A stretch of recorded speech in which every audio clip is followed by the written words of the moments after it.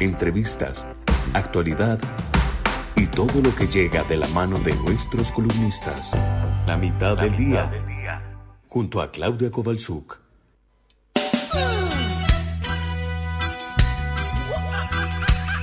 Ya lo saludamos al economista Miguel Ponce, que está con nosotros. Miguel, ¿cómo estás? Buen mediodía. Muy buen mediodía para vos y todos los oyentes y tus seguidores. Estamos en un día también con mucha, yo diría, ansiedad, pero también viendo que alguna de las contradicciones nuestras y de las dudas que tenemos acá, ya hemos logrado trasladarla a la interna internacional entre los bancos. ¿A qué me refiero? Todo está rondando hoy en el debate económico si vamos o no a un acuerdo con el Fondo Monetario, después que se fue la misión, ¿no es cierto? O cuál es la alternativa que veríamos en el futuro inmediato y por supuesto su impacto en cada uno de nosotros, en la economía real, como siempre hablamos contigo. Y bueno, la interna entre los grandes bancos, el Citi por un lado y el Banco of America por el otro, en sus informes a sus clientes marcan esa contradicción. Mientras vemos por un lado que va a ser público en minutos seguramente, va a trascender un informe que el Banco of America le manda a sus socios, sus clientes, todos los que trabajan con él, donde hablan de un gran desembolso del Fondo Monetario y una devaluación del peso hacia fin de año cercano al 30% para producir la unificación cambiaria y el levantamiento del cepo. En cambio el Citi le informa a sus clientes, muchos de los cuales reciben los dos informes, es increíble, donde dicen explícitamente que el acuerdo está trabado. Y no solo que está trabado el acuerdo, sino que se inclinan más en un informe que hizo conocer, una carta más bien, más que un informe técnico, el fin de semana, que todos estuvimos hablando, Alejandro Werner, que fue director del Fondo Monetario Internacional, donde él trae los 3 escenarios que tiene Argentina para su vinculación con el Fondo Monetario y donde se inclina por uno de ellos, que es el que todos veníamos pensando, a un acuerdo corto, un acuerdo de facilidades extendidas, donde la duda precisamente es si va a haber o no un desembolso discreto antes de las elecciones, y recién los desembolsos más importantes serían después de las elecciones, cuando entonces sí se haya por lo menos avanzado en un desmantelamiento gradual y por parte del cepo, y donde se haya producido seguramente la unificación de los tipos de cambio con una devaluación que, en el caso de Werner y también del Citi, evalúa en un 20%, que es el actual retraso que tenemos. Pero claro, si a eso uno le agrega el crawling peg, es decir, la devaluación mensual que va a ir teniendo el peso frente al dólar, hay que agregar esos 10 puntos más. Entonces tal vez esto del 30% de devaluación que estima el Banco of America tiene un viso de realidad técnico si es efectuado precisamente a fin de año. Así que con esas grandes dudas estamos en un mundo que, por supuesto, como lo hablábamos contigo el miércoles pasado, tiene un gran título, ¿no es cierto?, que es incertidumbre. El 1 de febrero empezaría, hasta ahora nadie ha desmentido, sino todo lo contrario, los aranceles que Trump le pondría no solo a China, sino lo más preocupante es este 25% de aranceles que le aplicaría a los productos que ingresan a Estados Unidos desde México y desde Canadá.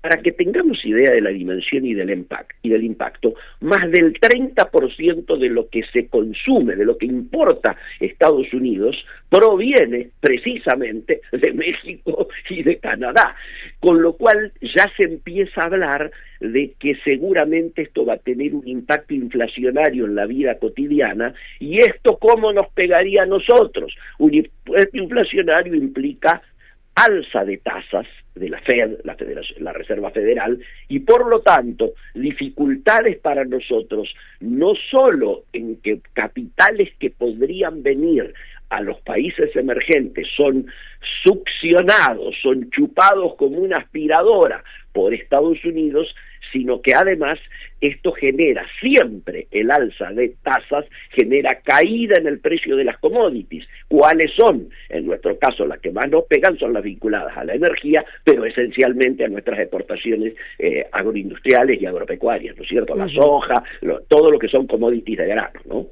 Ahora, Miguel, por lo que nos estás contando, la economía seguiría ahí medio, estamos flojos, ¿no? Como quien dice, en la cotidianeidad.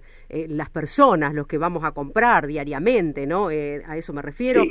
Y digo, pero en el día de ayer nos enterábamos que grandes marcas vuelven a la Argentina y otras que por primera vez desembarcan aquí o ya están anticipando que en 2025 se van a establecer en la Argentina. Yo te quiero preguntar, ¿a qué se debe esto? ¿A realmente que ellos ven unas mejores condiciones financieras, el crecimiento, estabilización macroeconómica en la Argentina? ¿Por qué se da esto? ¿Cuál es el motivo? Siempre te diría las correcciones, los sinceramientos, aunque estén basados en ajustes que implicaron la caída de los niveles de actividad y la recesión al finalizar el año pasado, ¿no es cierto?, cuando uno ya lo analiza globalmente, de entre el 2 y el 3% de caída, depende de quién haga el informe.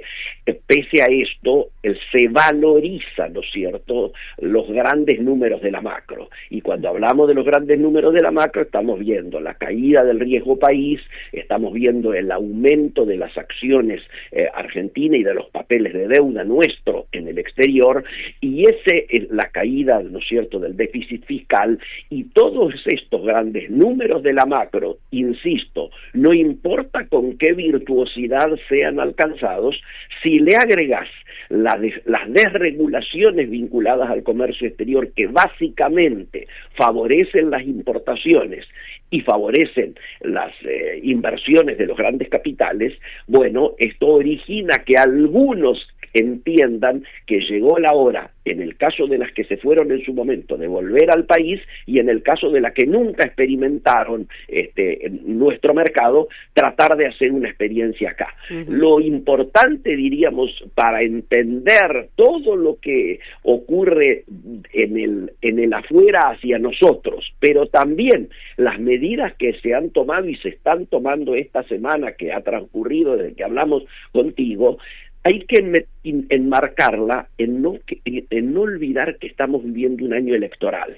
Entonces, como no puede haber una recuperación del salario, porque los salarios los están usando también como ancla en la lucha antiinflacionaria, inflación controlada, que es el elemento central de campaña para este año electoral, todo lo que vos ves que se tomó, el tema de las retenciones, ¿no es cierto?, la baja de las retenciones al campo, la baja de impuestos a los que compren autos 0 kilómetros de una determinada gama, el aumento del crédito y seguramente algunas otras medidas que vamos a conocer ahora, como no puede haber aumento de capacidad adquisitiva por mejora de ingresos, todo el proceso reactivador interno está apalancado en la posibilidad de que crezca el crédito. Y como hemos tenido un blanqueo que ha superado las expectativas, se supone que los bancos a partir de ahora te van a estar dando créditos que originen situaciones puntuales tales como